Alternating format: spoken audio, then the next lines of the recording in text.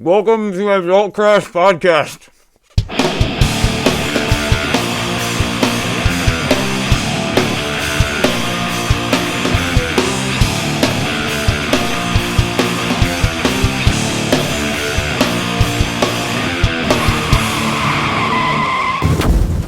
Episode 6.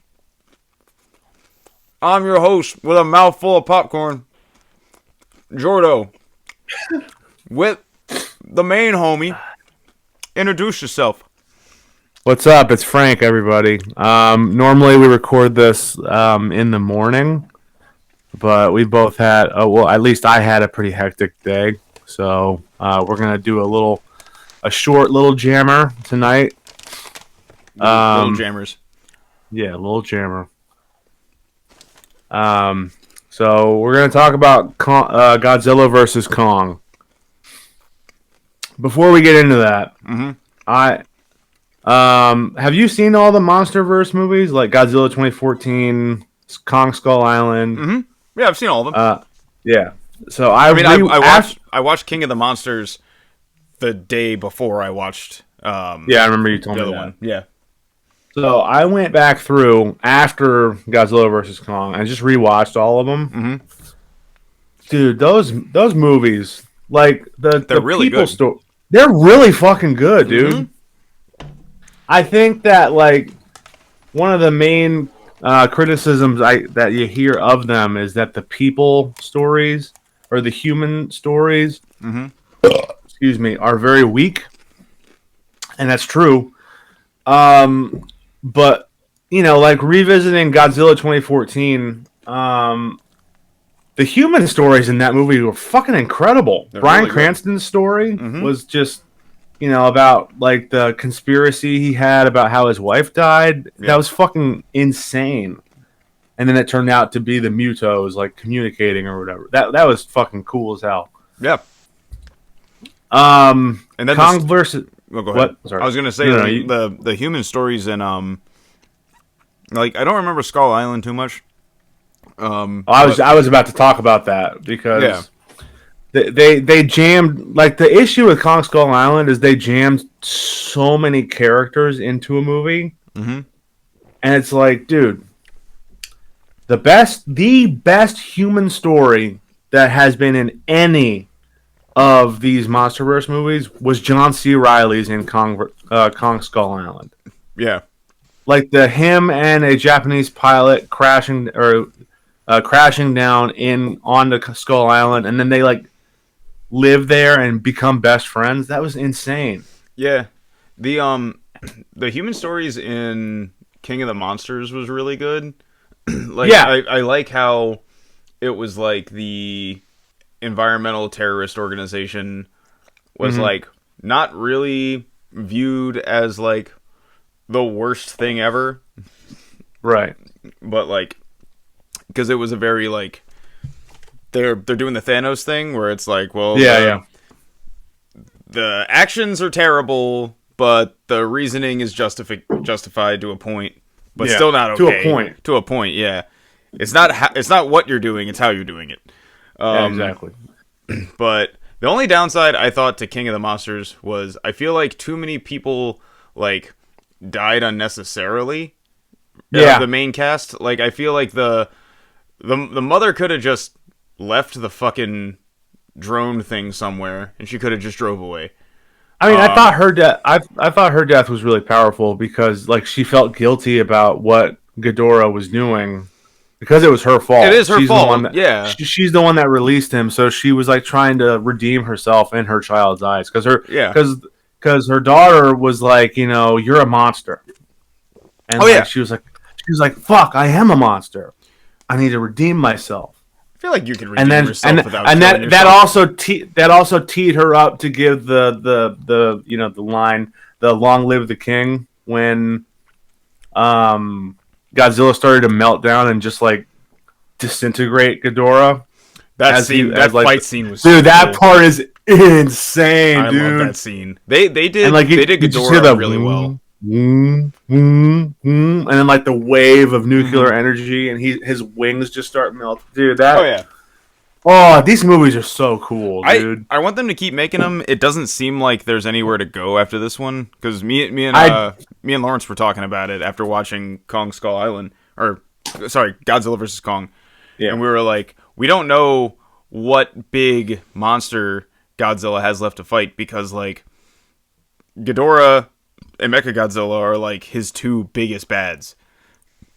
I mean, there's a Mecha Ghidorah too, isn't there? There is a Mecha Ghidorah. It seems a little silly to like bring him back already.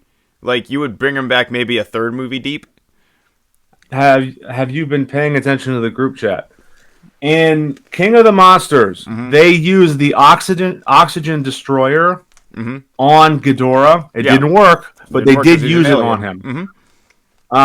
The oxygen destroyer is the main element that in kaiju lore is the main reason that the kaiju destroyer becomes a thing. Yeah. So they perfectly tee that character up. So you do another movie that focuses just on Kong. You do a Destroya movie, and then you do another one with Mecha Ghidorah. Because remember, Ghidorah had 3 heads. One of them still alive, technically. Well, so there was the one inside of Mechagodzilla's head, and then there was the one in the institute that they were controlling it with. Yeah. So those that's 2 heads that are accounted for, and then that third head is the one that I think the guy got in the post credit of King of the Monsters. That's true. I think I'm not sure if they've confirmed or denied any of that in the developers. I don't know if they've confirmed any of that, but that's just where my head's going. Yeah. But they perfectly tee up Destroya, so that would be an avenue to take. It would be going back to Kong Skull Island. Yeah. So you've got Monarch that needs to go in there and investigate all the major creatures on the island. They need, for some reason, they are like, we need a guide, and they take Tom Hiddleston, and then they're like, we need a photographer, so they bring Brie Larson. Brie Larson and Tom Hiddleston did not need to be in the movie at all. Okay. Their stories don't fucking matter. That's kind of why I said this movie was like forgettable out of the 4. Yeah. Yeah. Dude, because there's like so many characters in the movie, and like the best developed ones are Samuel L. Jackson's villain and John C. Reilly. And like if you just had Monarch needing to go in, Samuel L. Jackson's army troop helping them go in, forget Tom Hiddleston, forget Brie Larson. They add nothing to the story. No. Just focus. So it would just be Monarch finding the creatures there, the army escorting them. They find John C. Reilly. It's a rescue mission. That's all you got to do. And like Samuel L. Jackson's character is like, war is never ending. And then John C. Reilly's character is like, war doesn't need to happen at all. We're all, you take the uniforms off and we're all human. Yeah, yeah. So it's like, that's a perfect dichotomy. That should have been the whole story. Well, honestly, all the movies have had a really good dichotomy. Like they all have had a great balance of like, this is why you don't do this. This is why you do this. This is the repercussions of when you do this. Dude. Like, and then just one more thing about Kong Skull Island, and I'll move on. Okay. John C. Reilly with a sword saying "death before dishonor" in Japanese. That is one of the hardest parts in a movie I've ever seen in my fucking life, and I'm torqued up when I see it. All right. Anyway, sorry about talking about for your health. For your health. His jacket says that. He's wearing a leather jacket that says "For your health." Oh, Jesus Christ! I forgot about that. Dude, one of the best. I love that shit so much. All right. Now, enough about all these old movies. Let's talk about this brand spanking new movie, Godzilla vs. Kong. That was so hard. So hard. I was about to say, Jordan, what did you think? It's hard.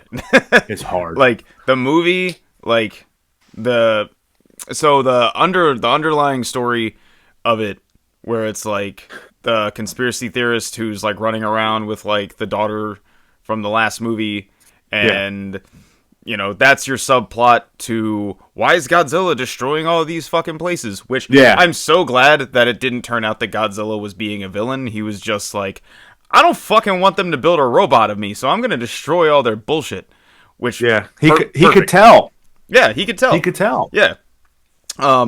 Which, some people are like, that's super contrived, that's stupid. Like, how could he tell? And he's like, dude, shut the fuck up. Like, yeah, shut the fuck up. It's a kaiju movie. Like, stop it. See, this is my beef. Mm-hmm. Like, that is a simple explanation. It makes sense. Mm-hmm. It works perfectly. Yeah, 100%. And then, like, when they get into, like, the fucking nitty-gritty of all the science stuff that actually wouldn't happen, like the Hollow Earth shit, and people complain that, that's stupid, but it's like, all right, that's uber complex and stupid. Yeah. But you're also complaining about the super simple but makes sense stupid. Like you're saying that's stupid too. Like, it's like, make up your mind, man. I don't believe in the Hollow Earth theory.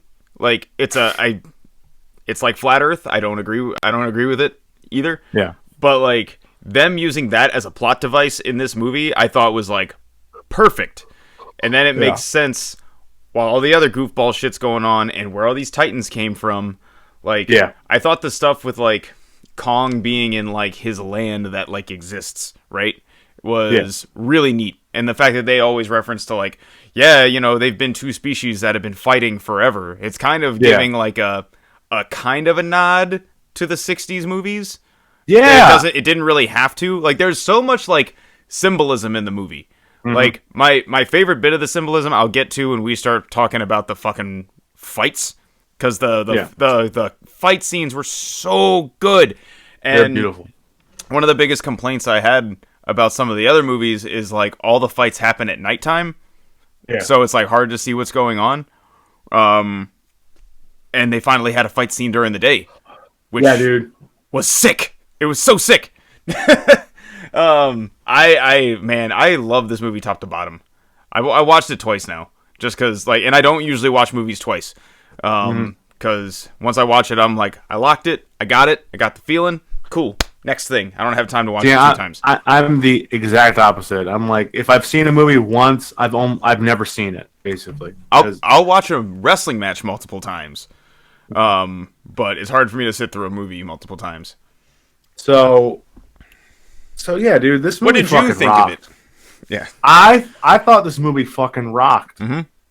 Like, I mean, like, you see the trailer for it, and you're like, all right, this is going to be sick.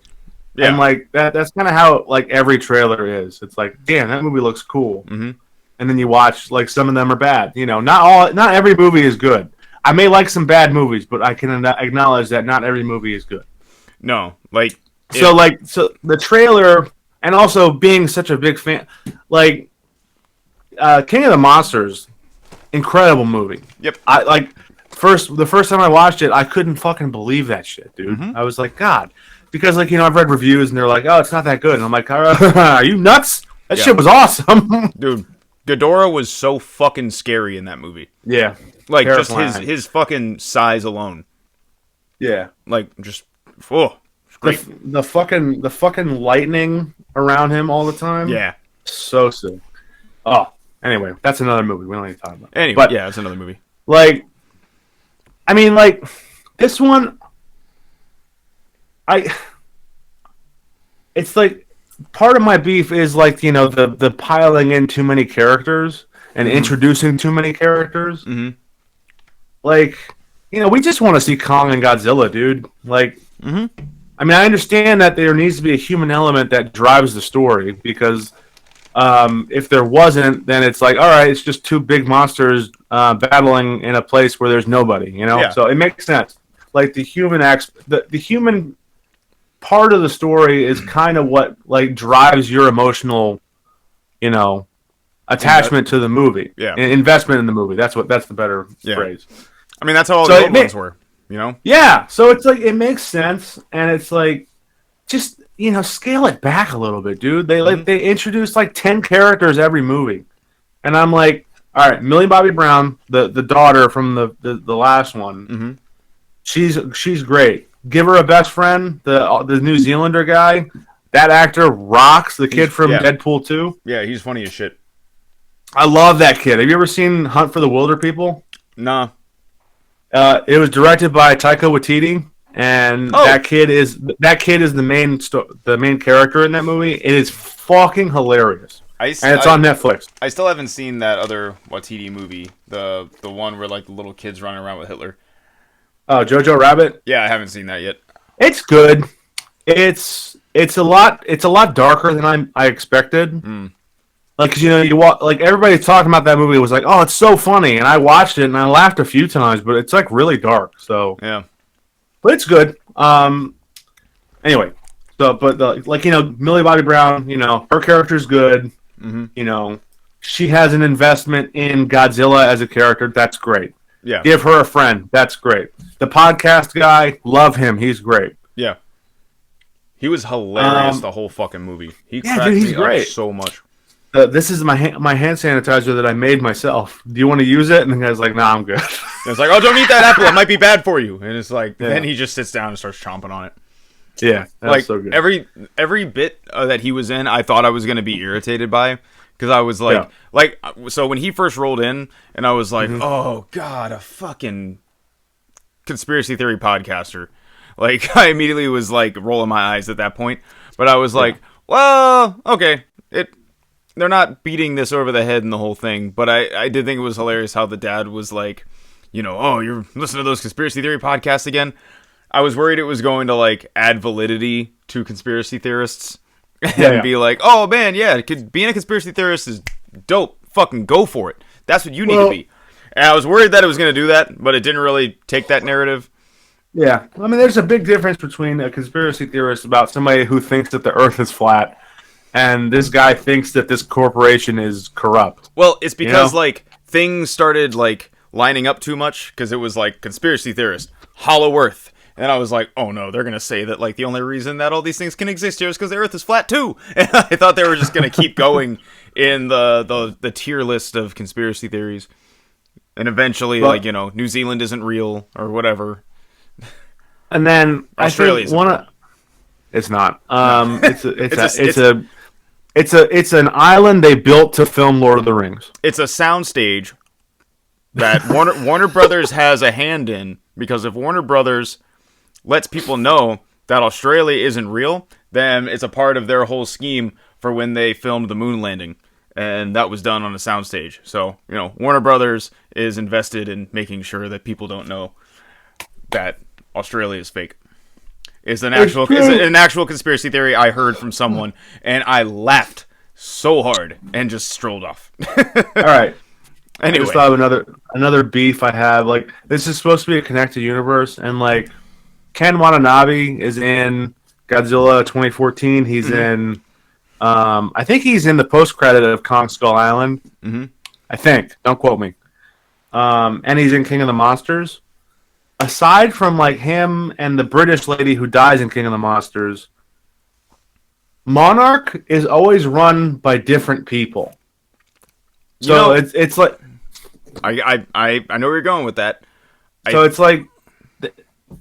I don't know, man. It's kind of like it fucks with the continuity if, like, you're introducing new people every single movie. So look at how many giant companies have to ditch a CEO and hire a CEO because one of them's in trouble, and then they gotta, like, do a little bit of transference. I think it makes sense why they have a different one every time.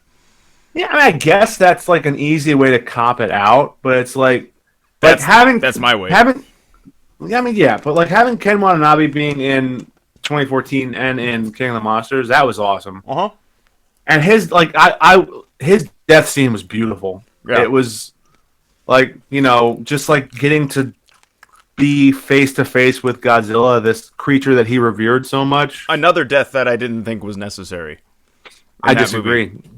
I don't think he needed to go down there to die, but, like, cool, you're dead now. But, like, he was sacrificing himself because the world was going to end, like, at the hands of Ghidorah. So it's like that nuke needed to go off close to Godzilla to supercharge him. Mm-hmm. But it's like they couldn't have just thrown the motherfucker in there. They established that the EMP, like, their weapon system was damaged. They couldn't shoot it. Because remember, they went in the Hollow Earth tunnel, and Exactly.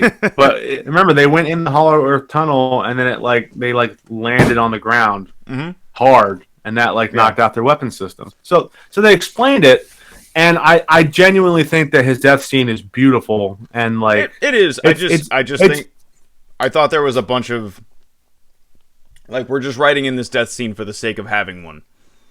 I disagree. I think the British lady, Ghidorah just stepping on her, that was written in for no fucking reason. She didn't need to die. No. But enough about old movies. So yeah. So the newest one of the running gags we had while we were watching it, because a couple of us were watching it, and we were laughing about the name of the company that wants to go to Hollow Earth, the Apex. Apex? Yeah. Yeah, because the people I was watching it with, we all play Apex Legends. So that's funny. We were joking around, and we were like, because the main dude kind of looks like one of the Mirage skins, and then the other guy who is controlling Mechagodzilla, we were joking around that he seemed like this one Crypto. Mm-hmm. I don't know. There was a couple characters that we were like, oh yeah, that's totally this character from the video game.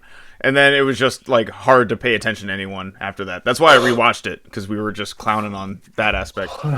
But no, dude, I think Apex was a great villain for the movie, because clearly Kong and Godzilla aren't the villains. They're just being manipulated by everybody. I thought it was really fucking cold of that Jane Goodall wannabe who was trying to fucking make that little kid, that little fucking mute kid, trick Godzilla. I'm like, dude, you're already getting this kid to do shit that they're uncomfortable with putting Kong through. So I will not call him King Kong. I'm sorry, he has not gained the throne yet. Kong. Well, he did, because Godzilla left. Nope. We will get to that. So they already convinced this little kid to do this. Then there was a scene later in the movie where they're trying to get him to go into that tunnel for Hollow Earth, and she knows there ain't no way he's gonna go in there. And they're like, well, just lie to him. Tell him that his family's in there, and then and they didn't know that his family history existed in that place. But they were just lie to the fucking gorilla that is your best friend, who totally understands sign language, and you wouldn't tell us for obvious reasons. Because then they knew if they... I love that detail too, where they were like, oh, how do you know he was talking to you? And I was like, I bet you he knows sign language. That whole storyline between the girl and Kong was fucking great. That was my favorite story arc of human to Titan connection that was in the movie. Because the Godzilla one, there really wasn't much. There wasn't any there wasn't any human connection to Godzilla. But I think Kong and that kid were probably the best ones. But I hate I remember watching that scene where they were trying to get her to use him to get into that tunnel, and I was like, they better not A, lie to this little fucking kid, and then B, make this little kid lie to Kong, because that's just... I hated the idea of how scummy everyone was in that movie. And I know there's people that are complaining that the movie's biggest villain is corporations and people that run corporations. Yeah. But they are. They literally are the enemy at the beginning of the movie, the middle of the movie, and the end of the movie. They're the actual villain. I don't know. I saw some film reviewer who was very upset that multi-million-dollar corporations were the villain of Godzilla vs. Kong. And I'm like, cool, man. Bezos must love you. Dude, multi-million-dollar or multi-billion-dollar corporations are the villain in real life. Yeah. Like every movie. And then in that light, Godzilla vs. Kong is a true story. Yeah. Well, because like Godzilla of 2014 and Kong are both war's bad, right? Yeah. King of the Monsters is if you destroy the balance of nature, nature will eventually get rid of you.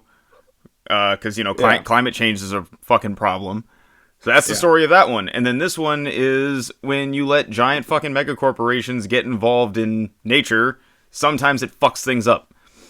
Yeah. So I love the overarching story arc of environmentalism is important and capitalism sucks. Yeah. But yeah, let's get to the fight scenes because that's the meat and potatoes of all these movies. Yeah. So the first fight scene on the boat. The boat. Oh my god. Kong got his ass whooped in that one.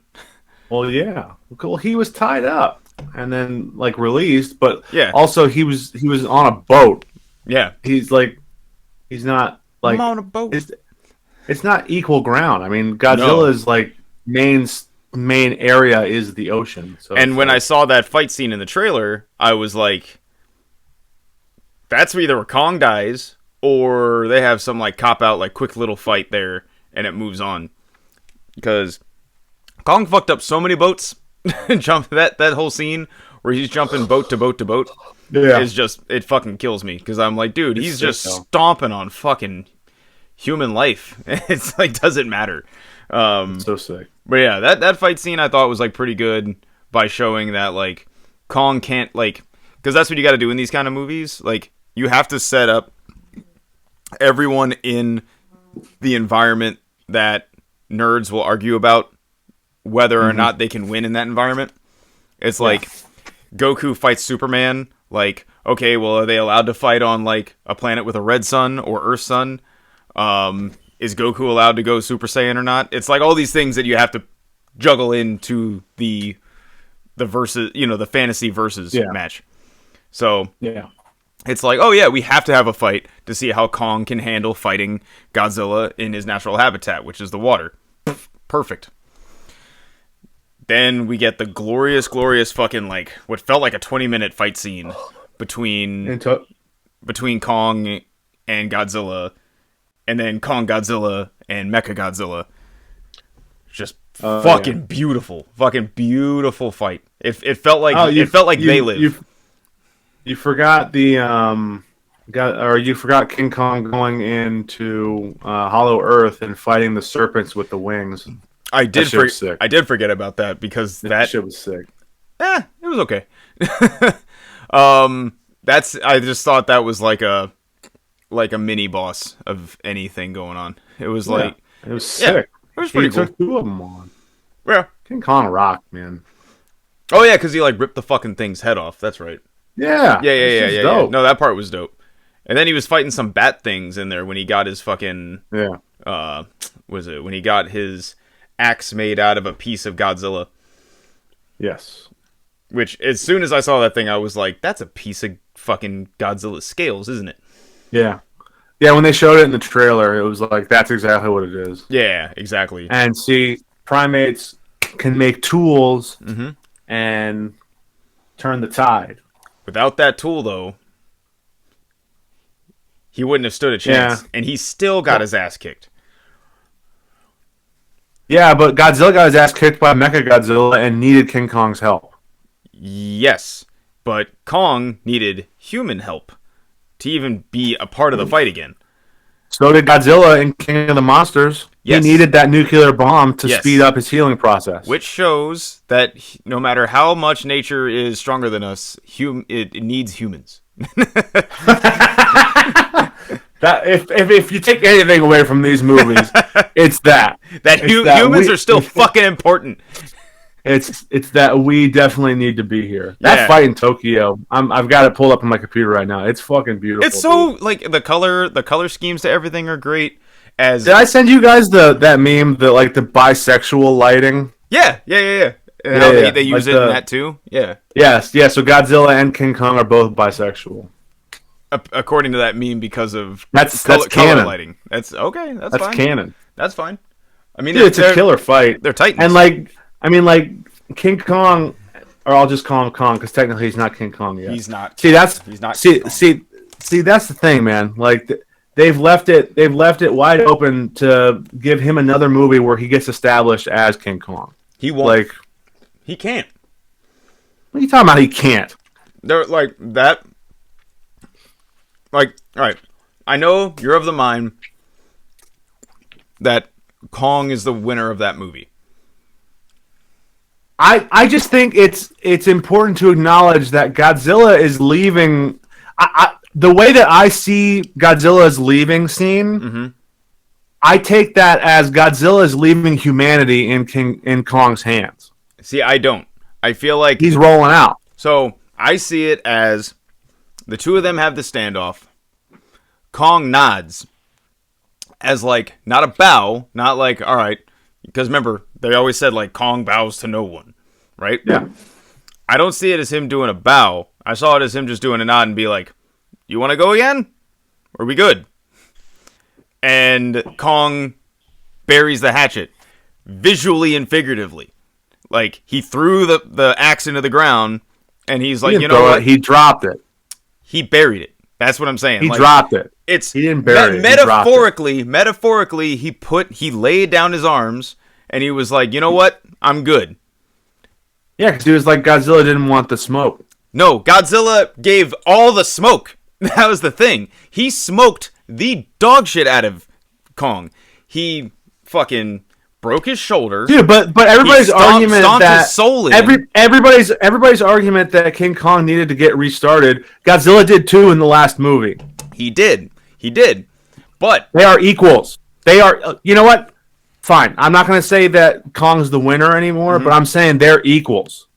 They are on par with each other. I will say that. But like, if they were going to go a third round, Zilly would have beat him down again. No way! Kong got recharged. He was good to go. Here's why: Godzilla, and he's also hyped the fuck up because he just tore Mechagodzilla apart. He is hyped up from that. He's going straight. He's running straight on adrenaline. When he went like Sub-Zero from Mortal Kombat and just ganked off his fucking head, that was so sick. Like I audibly gasped and was like, "Oh fuck yeah, let's go!" But so here's the only reason that I stand by Godzilla would have whipped his ass a third time. Yeah, is Godzilla did not go Shin in this movie. He did not do the Shin Godzilla thing at all. If he did, Kong couldn't touch him. He couldn't do anything to him. That's true.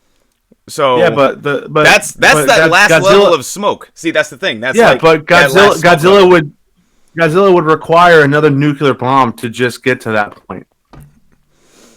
He would, but so just saying, that's the only thing that Zilly didn't pull out of his fucking bag of tricks. Well, but that's the thing, because Zilly can't do that because the humans have to feed him the nuclear bomb. He could get a nuclear bomb. He could.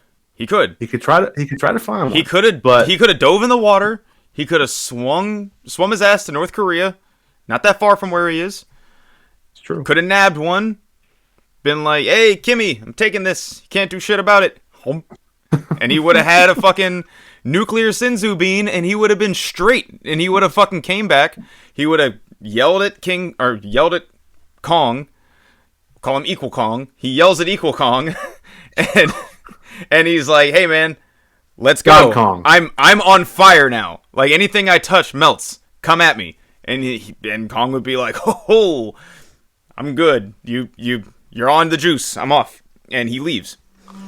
Yeah, but that didn't happen. It didn't happen. It didn't happen. It's a hypothetical, but it's a hypothetical that a nerd has to bring up in these situations. They fought. If they fought for a third time, Kong would have been so amped up on adrenaline, he would have given Godzilla a run for his fucking money. Possibly, but also remember, Godzilla never hit him once with that fucking beam. That beam would have toasted his ass. Yeah, because Kong was running defense, baby. Oh no, he was. He literally kept like sidestepping. He shutter stepped. Yeah, did everything he was supposed to. He bobbed and weaved. He bobbed and weaved, and he never could hit him with it. But the second that shit claps him, he's done. You're getting a 5,000 ton body bag the second he gets hit with that shit. Yeah, hence why he has the axe to protect himself. Yeah, and hence why he's got such skillful D. He has skillful D, but anytime anytime Godzilla got him trapped up with that tail, it was like barely anything he could do except try to wiggle the fuck out of it. So like he has more, because that's what someone was saying. It was like, how is he gonna box like Kong? 'Cause Kong's got the reach. Godzilla has the little hands, right? So I mean, they aren't that little in canon. Like they're not that little in canon. So I remember them being way shorter in 2014. Mm-hmm. I swear he was a T-Rex in that movie. Yeah, me too, dude. I thought he had nubs. I did not remember him having long arms, but like I watched it this week, and he's got. They're the same length as they are in King of the Monsters. Mm-hmm. So yeah, no, like overall, that movie was so good. I didn't know I wanted that movie to be as good as it was. I was just expecting to sit down and watch a monster movie, but I yeah, me too, dude. I love monster movies. I think we all walked into it like not anticipating like this good of a movie. Yeah, and then we got that good of a fucking movie. Yeah, it's a style of movie that I don't think gets done enough. It doesn't get done well. It's like how I love space adventure, and for the longest time, all I had was Star Trek, Star Wars, and Galaxy Quest, and that was it. Now there's all these fucking crazy. Have you ever watched Galaxy Quest? I have not. Dude. Late 90s movie starring Tim Allen. Ugh. Hold on. I know. Tim Allen's not a good person nowadays. But it's Tim Allen, and he is the star of a Star Trek-esque TV show. And there are aliens from another galaxy that think it's a real show. So they go and kidnap them, the cast, from a Comic-Con, and put them into like a situation where they're like actually in space and have to control a ship based off of their TV show and fight an actual like space monster villain. It's like a goofy ass comedy, but like it was one of my favorite what's his name? Alan Rickman's in it. Yeah, Rickman. There we go. Alan Rickman's in it, who basically plays a Spock character. And Sigourney Weaver's in it, apparently. Yeah. I think you would really like this movie if you watched it. Yeah, it looks like it looks promising. Like if you skitter past your hate for Tim Allen, it's fun. It's a really fun movie. That'll be tough to do because it's a very deep and fueled hatred. So what's your like major beef with Tim Allen other than like he's just a fucking douchebag. Yeah, I mean, granted. I've never thought like it's kind of, my beef with him is kind of the same as my beef with fucking Jerry Seinfeld. I don't think either of them are funny. And like knowing what I know about, I really like Jerry Tim Seinfeld. Allen, who I know you do. Knowing what I know about who Tim Allen is as a person, I'm kind of just like, fuck this guy. You know? Yeah, no, that's. I mean, as a person, yeah, and I hate his Last Man Standing show. Like the whole character concept for him on that show. I don't like. I've never liked it. He's like a Kmart Bill O'Reilly on that show, and I just don't like it. Yeah. But he's Buzz Lightyear, and he was the guy from Home Improvement. So those are at least two things you can kind of separate the art from the artist. No kidding. I definitely can for Toy Story because like that's like my childhood, man. Yeah. Speaking of, R.I.P. DMX for this episode. Oh, that's right. Yeah. I should have led with that instead of trying to introduce a show with popcorn in my fucking mouth. It was your idea. Yeah. Don't blame me. You could have done whatever you wanted to. Whatever. I'm good at committing to a bit. Yeah, I know. That's my life now. What else have you watched this week? We don't need to get into it. We can just because it's like Falcon and the Winter Soldier. Oh yeah. I have to watch that because I'm very not invested in it. But I hear it's gotten better. I gotta just find time to watch it. I will say, because I've already said it to you, for everybody at home, episodes 1 and 2 definitely rubbed me the wrong way for how this show was set up. Yeah. But episode 3 and 4 have completely renewed my faith in it, and I cannot wait for episode 5 and 6. Well, like, because 1 and 2 are so, like, drastically disjointed in their pacing and their characters, so it's like... Yeah. I mean, we went over this in the last episode, but it is just very, like, night and day, a different show between episode 1 and 2, so that's kind of what made me go, like, I'm gonna sit out on this one.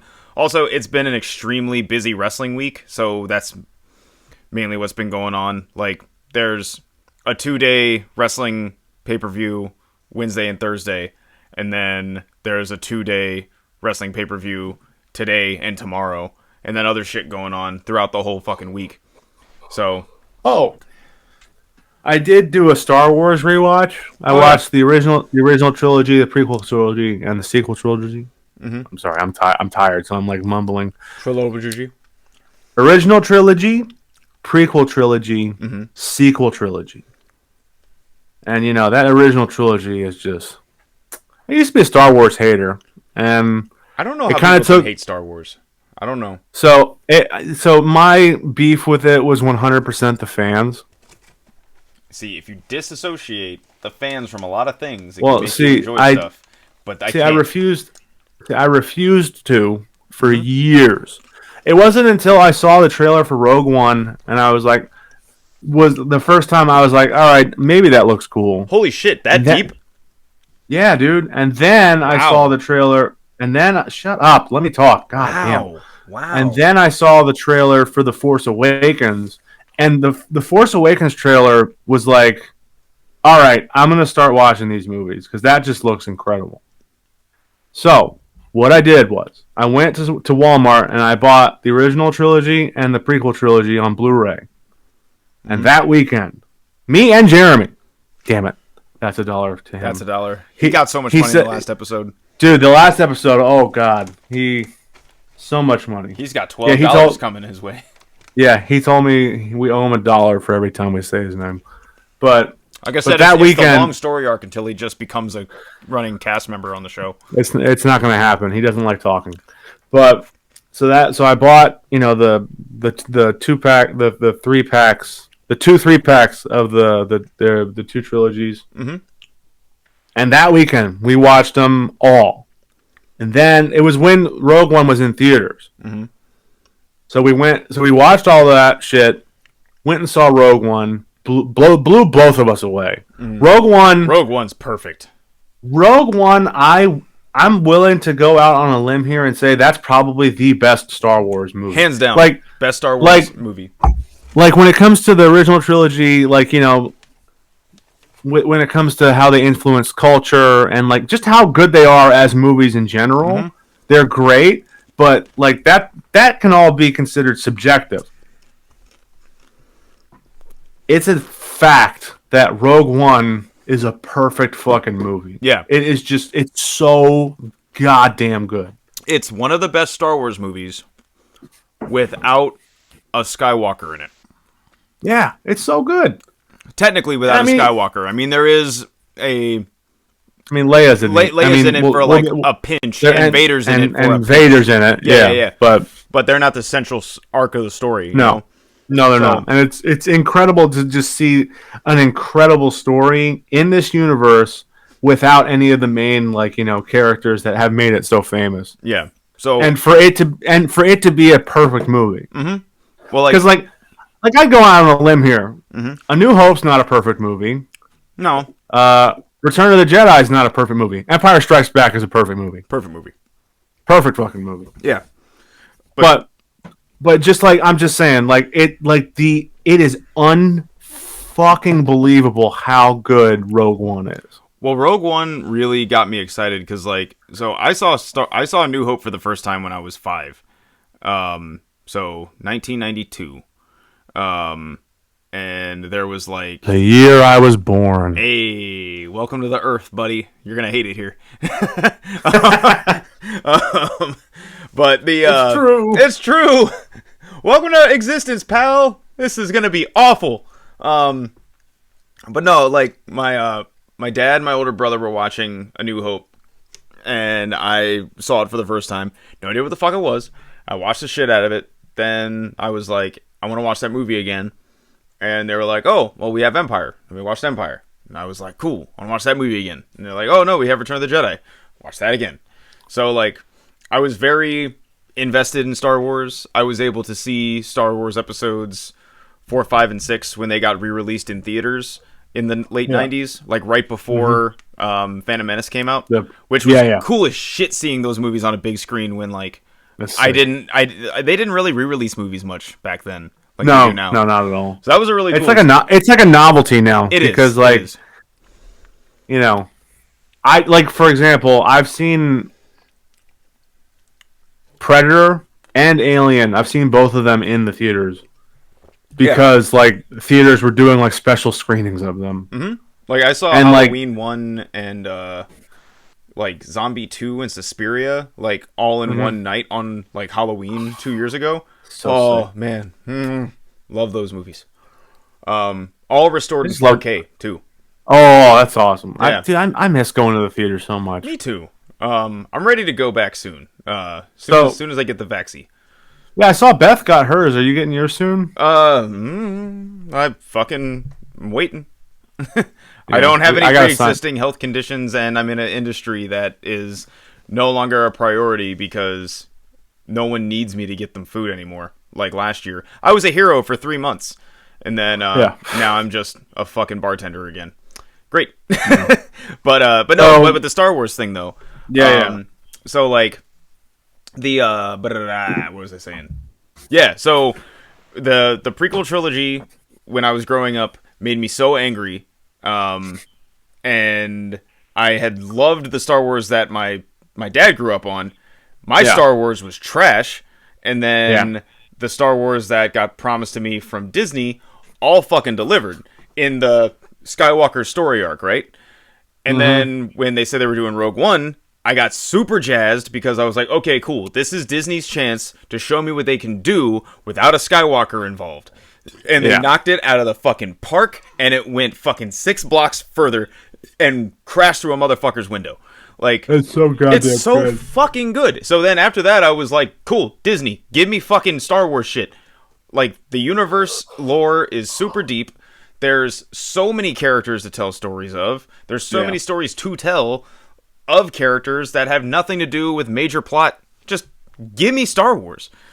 There was such a drought of Star Wars content for so long. Like, I'm just really excited that there's like more Star Wars shit. I know people are like, "Oh, it's diluting it." Blah, blah, blah. And I'm like, "Fuck you! I like having Star Wars." Dude, it's fun just to have it, you know. Yeah, like all these shows that are getting promised in like movies and shorts. Like, there's an Obi-Wan show. There's I can't wait for that, dude. Yeah. And the Rogue Squadron show. Yeah, that's gonna be sick too. Yeah. And the Boba Fett show. That's gonna be sick. The Book of Fett. They're gonna fucking finally give that character a reason for people to be so hype on him. Yeah, other than being in like Star Wars for 45 minutes tops, maybe. Less than that, man. Maybe a half hour. The first time, like that time, you know, that was the first time I ever I've seen these movies before this. And, like, watching them, I never cared about them. It wasn't like I vehemently hated them until I came around. Yeah. It was just, I just didn't care. But, like, that time that I paid attention watching them, and I saw how little Boba Fett was in it, and I'm like, dude, people dress up as this motherfucker. People, like, talk about this guy like he's actually done some shit. I mean, he's like, fucking cool. Well, he is cool, but he hasn't done anything in those movies. I think the coolest, like... He fucking rocks in The Mandalorian. The fact that they gave us him, and it's like, damn, he actually does rock, and they proved it. That was cool. But going back to the prequels. So a child that did not care about Star Wars, I saw The Phantom Menace in theaters. And that can just attest to how much marketing works, because like the previews, the marketing for that fucking movie, I was just like, this movie looks cool as fuck. Now, I was a kid, so I didn't really pay attention to dialogue when I was watching movies, but everything, like watching that movie and everybody complaining about how boring it was, just, I was thinking about how cool everything looked. Like even Queen Amidala's designs, like her dresses, and like the headdresses, and like just like seeing how, like, you know, how, I don't know, how much detail and shit they went into set designs and like the CGI designs. Yeah, you got wrapped up in the spectacle of the movie. Yeah. So I was like, this movie's cool, and then you get quite possibly one of the best lightsaber duels in the entire franchise. with the Duel of the Fates. You get fucking Qui-Gon, fuck Obi-Wan, and Darth fucking Maul. Yeah. Like, that was so sick. So that fight scene had I feel out of all three of the prequel movies, is the only one with any energy or sense of urgency to it. Every other lightsaber duel throughout the entire rest of the trilogy is so flat and boring that, like, it just doesn't fucking matter. I never feel like there's any tension in any lightsaber duel in the rest of the films. It was all spectacle. And, like, part of the problem with that is, like, some of the duels are with, like, it's like Yoda. Like, and they CGI'd Yoda. Like, had they figured out how to do, like, a puppet... Had they figured out how to do like a puppet Yoda where like he lightsaber duel, that would have been cool. It's just I don't think they could have I don't think in that moment they could have realized how bad that CGI was going to hold up. Also, it just looks makes silly. No fucking sense because for Yoda's race, right? They're old as shit. They age at a much slower pace. You're gonna tell me that dickhead is on his deathbed in Return of the Jedi. But 20 years before that, which is like a week... It's 32. 32 years prior to that, which is basically a day and a half in his race in the way they age. He's able to jump around like a fucking jacked up clown and then die basically a week later by the way his race ages. It doesn't make any sense. Don't tell me about the Force. Don't tell me about the Force. Fuck the dark Force. Side. Okay, Mr. Star Wars fan.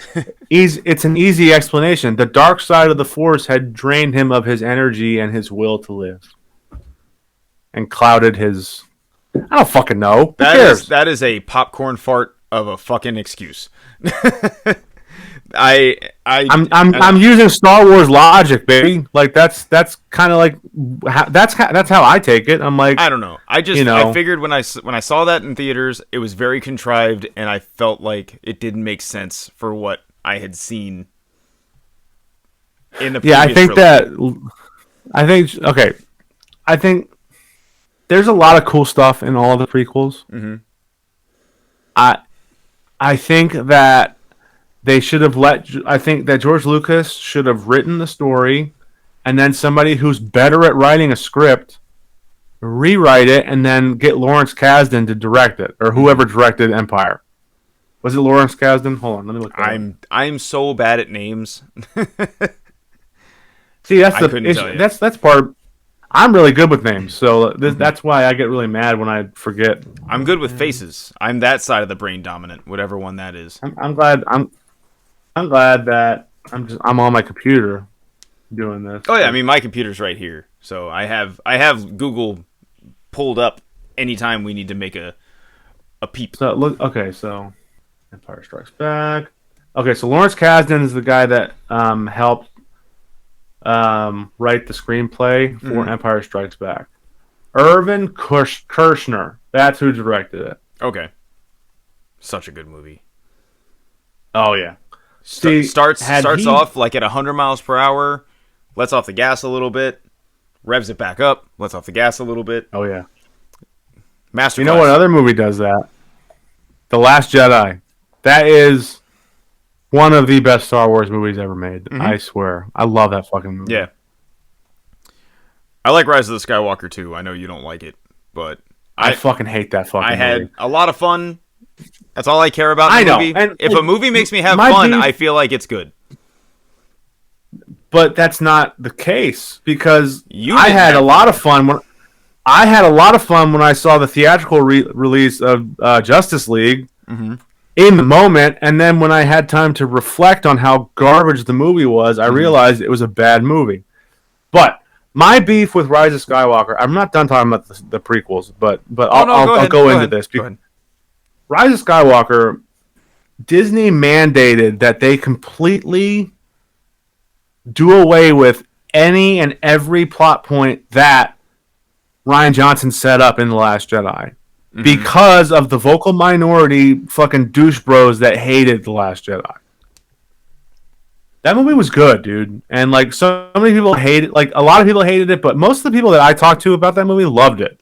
Oh, what, Last Jedi? There was like a Last Jedi was fun too. I had fun with all of the last. There was a handful of people who I know who were mad that they killed Admiral Akbar, and I get that. That's a beloved character, but I think that just added to the gravity of the situation that our fucking heroes were in the movie. Mm-hmm. I feel like all of those movies were set up to basically kill off all of our childhood heroes, and prop them up differently. That's wrong. So, what's his name? The guy that did Rise of Skywalker and Force Awakens, J.J. Abrams. Mm-hmm. His first movie, Force Awakens, one of the best. I love that movie so much. And anybody that says it's just a rehashing of A New Hope is an idiot, because the entire final act is different. Like it's good. Anyway, yeah. So he played to everybody's nostalgia strings, and then he takes them. And away then Rian Johnson. No. He doesn't. Rian Johnson did. Rian Johnson's the one who wrote a movie where most of the original cast is kind of just downplayed, like not important. Mm-hmm. And like even Kylo says it in The Last Jedi, forget the past, kill it if you have to. That line is so hard. I love that line. Yeah, dude. Rian Johnson was setting up a new frontier for the next movie. Like, he was setting up like just a huge, broad, struggle and story concept for the next movie. And then Disney was like, oh no, people didn't like it. Can we give them some more nostalgia? And then they brought J.J. Abrams back and we're like, nostalgia. No substance. Nostalgia. Dude, I fucking hate the Rise of Skywalker. I don't like rewatching movies that I don't like. I don't care. Whatever. I'm thinking analytically, baby, and I have a terrible time. And I think I hate it so much because of all of the potential that the Last Jedi set up for the last movie, for it to completely fall on its face and not come to any of the conclusions that it could have. I'm revving this one up. So this is how you feel about this movie, the way I felt about Days of Future Past, because the production company is like, here's your movie, fucking fit this in. Yeah. And you know that it's a totally contrived plot point because the production company wants it that way. Yeah. Yeah. But that's like the I'm just pointing out it's exactly the same. Yeah, no, you're absolutely right. But I'm saying, but the point, that part that you don't like is like the last minute and a half of X-Men: Days of Futures Past. My beef is that it's the entire fucking movie of the Rise of Skywalker. Oh no, I get that. But like, so what is, like, if you had to grab your main beef with Rise of the Skywalker, like, there's one point in the movie that you're like, this is dog shit. What would that? The fact that they brought the fact that they brought Palpatine back. There was no fucking point to bring Palpatine back. There's no need. They should have explored Snoke's character more. So Rian Johnson killed Snoke. Mm-hmm. And okay, no. I'm sorry. I thought Palpatine being like the hidden hand behind the whole thing. It stupid. No. Fucking stupid. No, it puts a cap on the entire fucking like franchise from the prequels to this. He is always the last bad in each trilogy. It makes sense to end the trilogy with him. And that's now just throwing a nostalgia. No. That's just throwing a nostalgia bone to the fucking dickheads who were mad that Last Jedi branched off too far. No. That's all it was. That's all. It was, I feel like, because you can't prove that he died falling in that pit in Return of the Jedi. There's no like definitive like he died there. There's an explosion. Yeah. I just watched the movie this week. There's an explosion. That was him protecting himself with force energy. Oh my god. He used electricity to stop his fall, and all that shit went up and just burned him a little bit more. No. You know what? After thinking about it, Last Jedi, Kylo kills Snoke. Mm-hmm. At the end of The Last Jedi, Kylo is the bad guy. Yeah. Rian Johnson was setting up the last movie. Kylo was going to be the villain. Mm-hmm. It should have just been that. The First Order versus the now called Rebellion rather than Resistance. By the way, I hate the fact that they called it the Resistance in The Force Awakens. Yeah. That was the worst. That was dumb. But I am happy that he did redeem himself, because I liked the overarching storyline through all three movies, that he is not necessarily stoked to be the bad guy. He's just filling a role. That's true. I mean, and I'm happy that they were like, because the whole reason he is who he is because Luke Skywalker is a bad character, like he's always been. And the fact that he was the reason this kid decided to go to the dark side because of his, fucking power. His fear. Yeah, which I love the fact that Luke Skywalker is a flawed character, always has been, and the movie where he fucking redeems himself by sacrificing himself is like the least shit dick move that he could possibly do in his whole fucking life. Because in A New Hope, he was an asshole for 90% of the movie. Kid, dude. He was a whiny kid. Exactly. He's a whiny kid. He's a whiny kid the whole movie. Cool. You have he has his high school football moment destroying the fucking Death Star. And then 2 movies, he's this like fucking like egotistical, basically on the verge of the dark side fucking wimp who's like living in his past glory. And then the new movies, he's the same thing. He's living in his past glory and hiding out on a fucking hill. He's doing the equivalent of sitting in a townie bar. No, he's not. He's living in shame.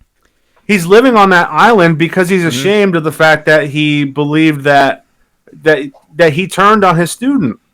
He's ashamed of himself. He's not basking in his glory. He's ashamed of it. He's ashamed. He's ashamed of what he did to Kylo, but like he still knows that he's like hot shit from like back in the day. Dude, do you not remember anything about The Last Jedi? He says maybe I don't. That you obviously don't, because he's literally he's talking about the hubris of the Jedi Temple, of the Jedi Order. Yeah. He's like at the height of their power,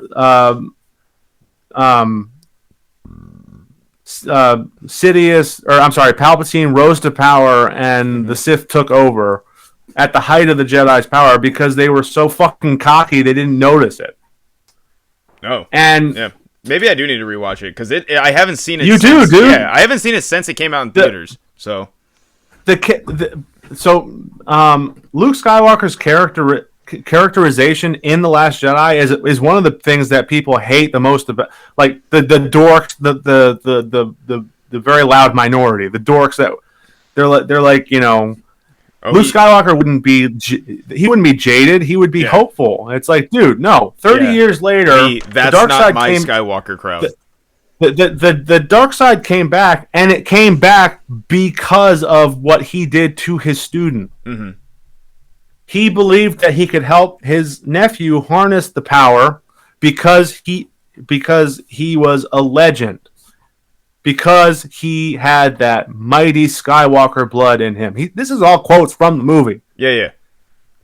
Luke Skywalker is ashamed of himself. I'm so tired. Fuck. Luke Skywalker is ashamed of himself because he got cocky and thought he could bring back the Jedi Order when it just didn't need to happen. That's exactly what he's saying. So maybe the wires in my brains got crossed from the flashback parts where he's talking about. That's why he's in the position he's in because of how he was cocky before. Yes. So again, exactly. I hadn't seen the movie in a while, so that wire got crossed in my head. Dude, I apologize. I saw that. I'm not a big Star Wars nerd.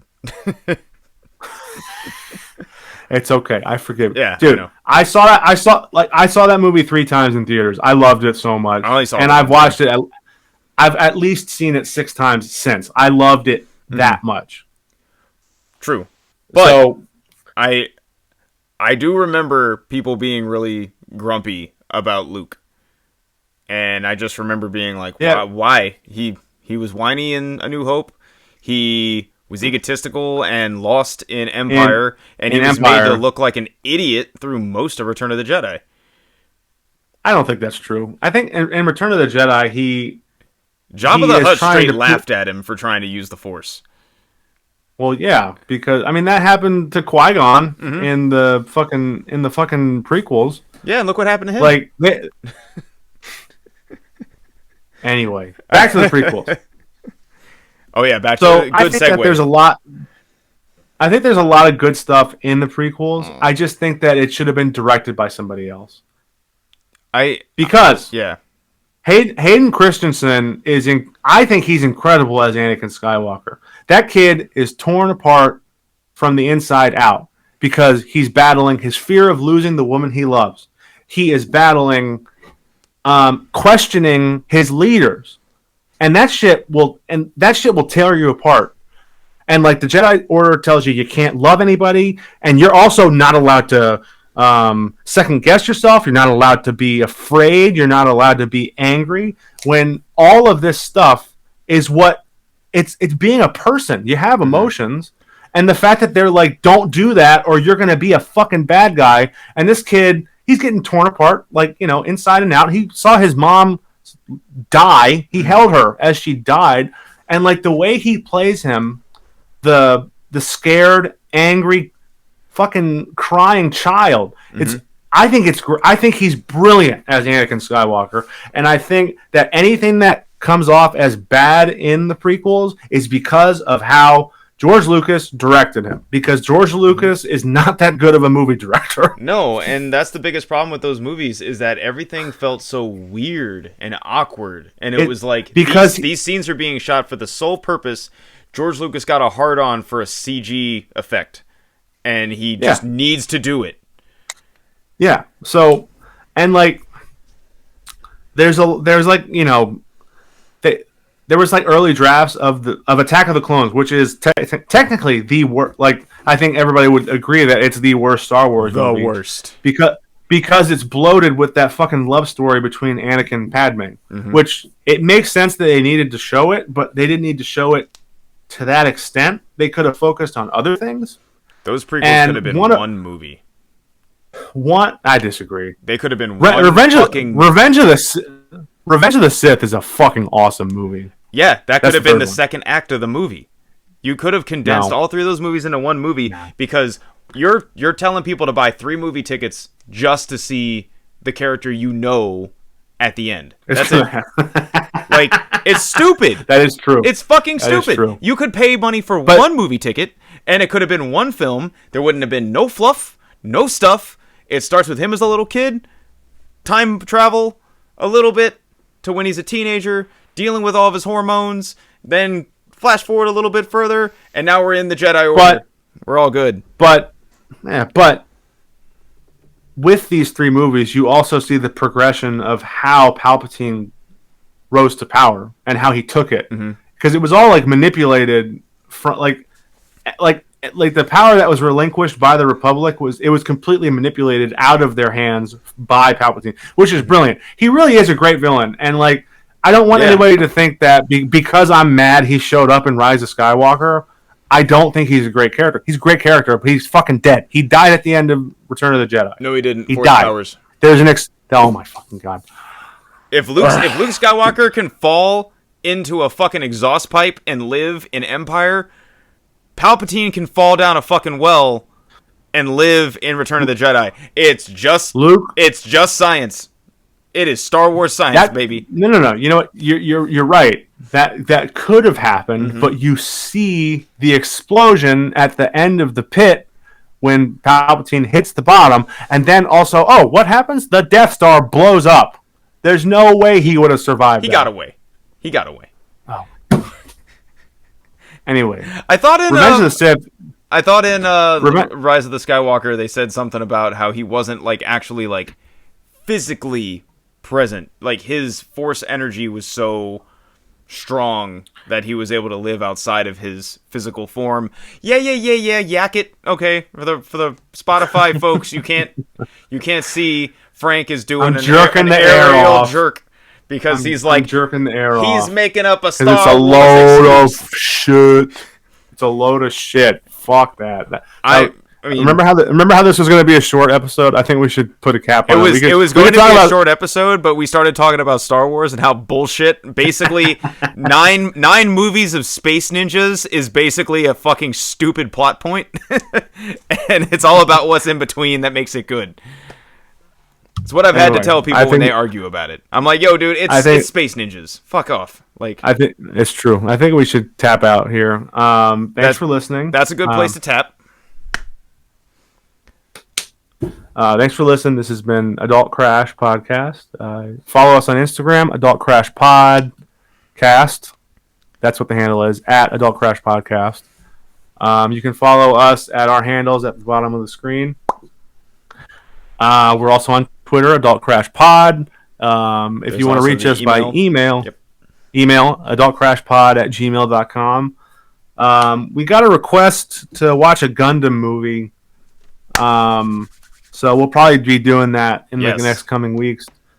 But yeah, so if there's something you want to hear us talk about, you want to hear us you don't like it and you want us to hear us talk shit about it, or you do like it and you want to hear our opinion on it and not be too harsh, please just hit us up at any of these places. You can DM us, email us, comment on our YouTube, whatever. Just let us know what you want us to hear us talk about, and we'll be happy to do it. Yeah, I wanted to talk about your post about starting to enjoy ska, and then oh god. All right, we'll talk about that on the next episode. And put that on the level of you can't give me shit for new metal anymore. Dude, the Mighty Mighty Boss Tones rock. They do. That's all I'm going to say. Thanks for listening. I'm going to 100% agree with you. Episode 7, we're going to argue about music. Sounds good. All right. Cool.